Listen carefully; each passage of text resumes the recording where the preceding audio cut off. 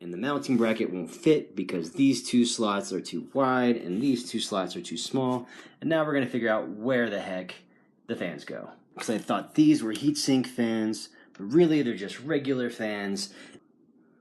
Just fell down here, but what the heck?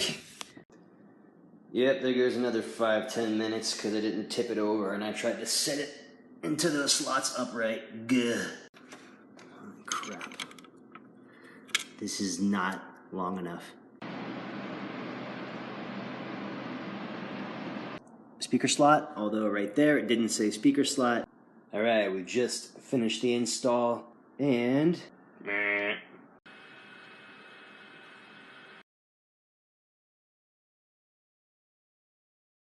This is what it's supposed to look like when your computer works. It doesn't quite know the time.